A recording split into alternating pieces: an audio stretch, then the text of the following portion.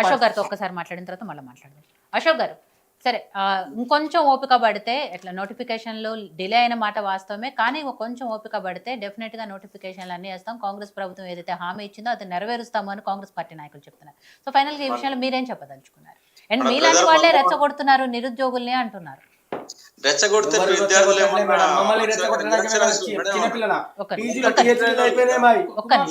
యూనివర్సిటీలో చదువుకున్న వాళ్ళు ఎవరో రెచ్చగొడితే వాళ్ళు ఏం రెచ్చిపోరు. వీళ్ళు త్వరలో అనే పదంతో 2 నెలలు టైం వేస్ట్ చేశారు. నేనేమంటున్నావు అంటే, మీరు త్వరలో అనే పదం కాకుండా 2 నెలలు 3 నెలలు కాకుండా రేపు జనవరి 26కి ఇస్తావా, మార్చి 1కి ఇస్తావా, ఏప్రిల్ 1కి ఇస్తావా, ఏ ఉద్యోగాలు ఇస్తావు, ఎప్పుడు ఇస్తావు, ఒక క్లారిటీ ఇవ్వండి.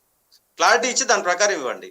కానీ 2 సార్ల అసెంబ్లీలో చర్చ పెట్టారు, 2 సార్ల జాబ్ క్యాన్ రిలీజ్ చేశారు. అది ఎటుపోయిందో తెలియదు, మీ మేనిఫెస్టో ఎటుపోయిందో తెలియదు. ఇప్పటి వరకు అన్ని ఇవ్వని ఉద్యోగాలు ఇచ్చిన లెక్కలు చెప్పుకోవడంతోనే కాలం గడుపుతూ వెళ్ళబుచ్చారు. కాబట్టి కాంగ్రెస్ గవర్నమెంట్ ఇస్తుందన్న నమ్మకం టోటల్గా నిరుద్యోగులకు, ఏ ఒక్క వ్యక్తి కూడా నిరుద్యోగులకు నమ్మకం లేదు. కాబట్టి ఇవాళ 10% హైదరాబాద్లో ఉంది, 10% మంది విద్యార్థులు మాత్రమే హైదరాబాద్ ఉన్నారు.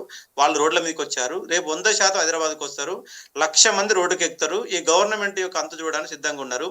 అందుకే మేమంటున్నాం అంటే, మేము రోడ్లు ఎక్క ముందే అశోక్ సార్ లాంటి వాళ్ళు మాట్లాడాల్సిన అవసరం లేకుండానే ఇప్పుడు మెగా డిఎస్ చేయండి 25,000 ఉద్యోగాలతో. మీరు ఇచ్చిన లెక్క ప్రకారం అడుగుతున్నా, కొత్త అడుగుతలేదు.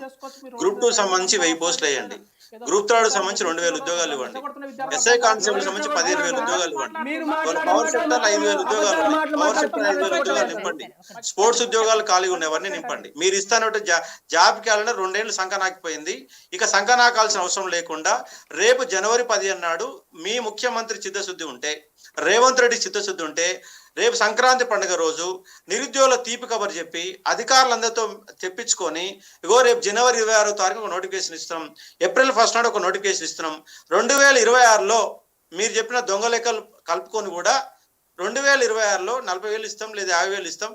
ఇస్తే ఏ ఉద్యోగాలు ఇస్తాం? అంగన్వాడీ ఇస్తాం 14,000, ఆర్టిస్కాస్లో డ్రైవర్లు ఇస్తాం అంటే చదువుకున్న వాడికి ఎవరికి కూడా న్యాయం జరగదు. సరే, అది ఇస్తే ఇవ్వండి, అది కూడా వన్ ఆఫ్ ద పార్ట్ కాదంటలేదు. కానీ వాళ్ళ ప్రిపేర్ అవుతున్నటువంటి విద్యార్థులు ఎందుకు, ఇంకో ఆలోచన కూడా చేయండి, ఎందుకు ఇవాళ ఎంతమంది విద్యార్థులు పోటీ పరీక్షల వైపు వస్తున్నారు? బీటెక్ ఎంటెక్ చేసిన వాడికి ఎందుకు ఉపాధి కలుగుతలేదు? మరి ఉపాధిగా రాకపోవడం గల కారణాలు ఏంది విశ్లేషణ చేయండి. హైదరాబాద్ మొత్తంగా ప్రైవేట్ ఉద్యోగాలు జల్లడబట్టండి. ఏ ఇండస్ట్రీలో ఎన్ని ఉన్నాయి, సాఫ్ట్వేర్లు ఎన్ని ఉన్నాయి, హార్డ్వేర్లు ఎన్ని ఉన్నాయి, నిజంగా తెలంగాణ బిడ్డలకు ఎన్ని వస్తుంది లెక్కలు తీసి ప్రైవేట్ ఉద్యోగాలలో 75% ఇచ్చే విధంగా కృషి చేయండి. అటు ప్రైవేట్ ఉద్యోగాలు ఇస్తూనే గవర్నమెంట్ మీరు ఇచ్చిన హామీ ప్రకారం లెక్కలు తీసి ఉద్యోగాలు నింపండి. కానీ ఇవన్నీ టీఆర్ఎస్ 15 నెలలు ఏం చేసింది? మీ వాళ్ళు ఉద్యోగాలు ఆ పేపర్ లీక్ చేశారు. ఇంకా ఎన్ని రోజులు చెప్తారు ఈ ముచ్చట్లు? 2 ఏళ్ళు అయిపోయింది కదా. ఆ ముచ్చట్లు బంద్ పెట్టి ఈ 2026 జనవరి నుంచి నువ్వేం చేస్తావు చెప్పు. అది మాకు కావాల్సిందే. కానీ ఈ పనికి మాలినటువంటి డిస్కషన్ వల్ల ఏ నిరుద్యోగికి లాభం లేదు. కాబట్టి ఉద్యోగాలు నోటిఫికేషన్ ఎప్పుడు ఇస్తావు? ఇదే బరాబరి క్వశ్చన్. ప్రైవేట్ రంగంలో మీరు ఉద్యోగాలు మీరే శ్రీధర్ బాబు గారు చెప్తారు. మరి ప్రైవేట్ రంగంలో ఎట్లా ఇస్తావు ఉద్యోగాలు ఇస్తావు చెప్పు.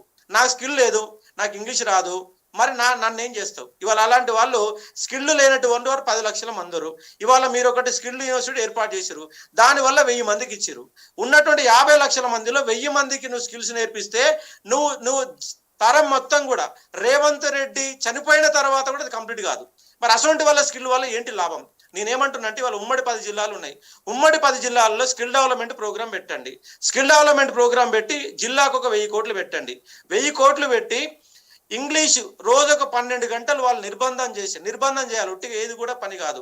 నిర్బంధం చేసి రోజుకు 4 గంటలు వాళ్ళకి లాంగ్వేజ్ స్కిల్స్ నేర్పియండి. రోజు 4 గంటలు లాంగ్వేజ్ స్కిల్స్ ఇంగ్లీష్ నేర్పియండి.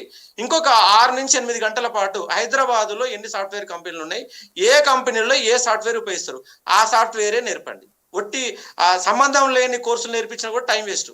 అది కూడా నిజాయితీ కలిగినటువంటి ఒక ఐఏఎస్ ఆఫీసర్లని, దొంగల్ని కాదు. ఇవాళ పొలిటికల్ బ్రోకరిజం ఎంత నడుస్తుందో, పొలిటికల్ లీడర్లు ఎంత దొంగలో, అంతకు మించి ఇవాళ సివిల్ సర్వెంట్ అధికారులు అంతే దొంగలేరు. అటువంటి వాళ్ళని కాకుండా సిన్సియర్గా ఈ సమాజం కోసం నేను పనిచేస్తా, ఈ వ్యవస్థను నేను బాగు చేస్తా అనేటటువంటి సిన్సియర్ ఆఫీసర్లను, ఐఏఎస్ ఆఫీసర్లని ఈ స్కిల్ డెవలప్మెంట్ ప్రోగ్రామ్ పెట్టి జిల్లాకు 1000 కోట్లు ఖర్చు పెట్టి ఆ జాయిన్ అయిన పిల్లలకి నెలకు 3,000 5,000 రూపాయల స్కాలర్షిప్ ఇచ్చి రోజు 8 గంటల నైట్ 8 గంటల పాటు ఒక్క 6 నెలలు ఒక యజ్ఞం చేయండి. రాష్ట్రంలో స్కిల్ ఉన్న మిగిలినటువంటి 10 లక్షల మంది నిరుద్యోగులు తయారవుతారు. హైదరాబాదులో వేరే రాష్ట్రాల వాళ్ళు రావాల్సిన అవసరం లేకుండా వాళ్ళకు పోటీ ఇచ్చి ఉద్యోగాలు సంపాదించుకొని ప్రైవేట్ రంగంలో 10 లక్షల మంది ఉద్యోగాలు పొందడానికి అవకాశం ఉంది. అట్లా టార్గెట్ చేసుకొని పనిచేయండి. ప్రభుత్వంలో ఎన్ని ఇవ్వగలుగుతారు? ఈ పనికిమాల పథకాలు కొన్ని ఉంటే అవన్నీ పథకాలన్నీ పక్కన పెట్టండి. రూపాయి కిలో బియ్యాన్ని 5 రూపాయలు చేయండి. ఎందుకంటే ఇవాళ 10 రూపాయలు చాయ్ చిన్న కప్పు ఇస్తున్నారు, 10 రూపాయలు ఇస్తే చిన్న కప్పు ఇస్తున్నారు, 1 రూపాయి కిలో బియ్యం ఇస్తున్నారు. ఇప్పుడు రాష్ట్రంలో అర్హత ఉన్న వాళ్ళకి మాత్రం రేషన్ కార్డు మొత్తం ఏర్పారేసండి. ఎందుకంటే ఒక్క సంవత్సరానికి తెలంగాణ రాష్ట్రంలో 6,000 కోట్ల రూపాయలు 1 రూపాయి కిలో బియ్యం పోతున్నాయి. ఈ 6,000 కోట్ల రూపాయలు ఇవాళ ఫ్రీ బస్ ఉంది, 5,000 కోట్ల రూపాయలు. ఇట్లా సంవత్సరానికి 25 నుంచి 30,000 కోట్లు మీ పనికిరాని పథకాలు కొన్ని పక్కన పెట్టి కొంత బర్డెన్ కూడా మేపితే 30-40,000 కోట్ల రూపాయల బడ్జెట్ మిగులుతుంది. ఆ బడ్జెట్ ని నిరుద్యోగ ప్రణాళిక కోసం అప్లై చేయండి. ఒక వైద్యం కోసం ఖర్చు పెట్టండి. ఇట్లా ఖర్చు పెడితేనే రాష్ట్రం ఫ్యూచర్ లో భవిష్యత్తు బాగుంటది. లేదంటే మరొక శ్రీలంక మాదిరిగాను మరొక నేపాల్ మాదిరిగా మారి రేపు ఈ నిరుద్యోగుల లక్షల మంది రోడ్ల మీదకి వస్తే దేశ భవిష్యత్తు అగమ్య గోచరం అవుతుంది. కాబట్టి దేశ భవిష్యత్ అంతా నిరుద్యోగుల పైన, చదువుకున్న యువత పైన, వైద్యం పైన ఉంది. ఇవాళ హాస్పిటల్ పోతే మినిమం ఒక 50,000 రూపాయలు మినిమం ఫస్ట్ డొనేషన్ కట్టకపోతే ప్రైవేట్ హాస్పిటల్ జాయిన్ అయ్యే పరిస్థితి లేదు. ఇంతకుముందు ఆర్ఎంపీ డాక్టర్ ఒక పెన్సిలిన్ ఇంజక్షన్ ఇస్తే ఒక 2 గోళీలు ఇచ్చేస్తే రోగం నయమైంది. కానీ వాళ్ళు అట్లా లేదు. ఒక చిన్న టెస్ట్ల పేరుతో 10,000 రూపాయలు అవుతుంది. కానీ దీనికి ఒక ప్రణాళిక రూపొందించమని చెప్తున్నా. నేను ఎందుకంటే విద్యా పైన ఒక ఎడ్యుకేషన్ జర్నలిస్ట్ గా పనిచేసిన భీమరావు గారు అన్నారు, ఏమన్నా గ్రూప్స్ మాత్రమే కాదు, నీకు రాష్ట్రంలో ఎన్ని రకాల ఉద్యోగాలు ఉన్నాయి, దేని క్వాలిఫికేషన్. మీరు 18,000 ఉద్యోగాలు లెక్కలు చెప్పారు, ఏది హెల్త్ డిపార్ట్మెంట్ ఇస్తుంది. కానీ ఇవాళ కాంగ్రెస్ అధికారులకు వచ్చినాక 6,300 సంబంధించి నోటిఫికేషన్ ఇచ్చి సంవత్సరం దాటింది. ఎగ్జామ్ కూడా పెట్టింది. కానీ ఎగ్జామ్ పెట్టి ఆన్లైన్ ఎగ్జామ్ పెట్టి 1 మంత్ లోకి ఇవ్వాల్సిన రిజల్ట్ సంవత్సరం దాటిన తర్వాత రిజల్ట్ ఇవ్వాలి. అది ఇవ్వకుండా 18,000 చెప్తారు. 6,300 ఉద్యోగాలు 5,150 ఉద్యోగాలు ఆల్రెడీ ఇచ్చిరు. మొత్తం కలిపినా కూడా 13,000 ఉద్యోగాలు అవుతాయి.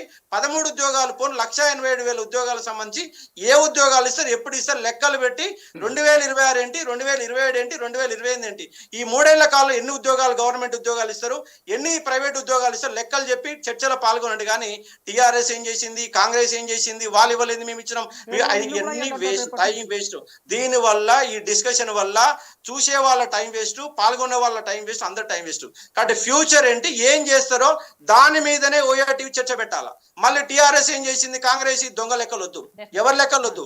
రేపు భవిష్యత్తులో ఈ 3 ఏళ్ల కాంగ్రెస్ ఏం చేస్తుంది, ఒకవేళ మంచిగా మీరు పని చేస్తే మళ్ళీ మీ కాంగ్రెస్ వస్తుంది. కానీ మీరు పని చేయకపోతే ఇంకో పార్టీ వస్తుంది. కాబట్టి ఏ పార్టీలు వచ్చినా భవిష్యత్తు ఏంటి, తెలంగాణ భవిష్యత్తు ఏంటి, ఆ భవిష్యత్తు ప్రణాళికలు రూపొందించాలని రిక్వెస్ట్ చేస్తున్నా. ఫైనల్ గా నేను చెప్పాల్సుకునేది.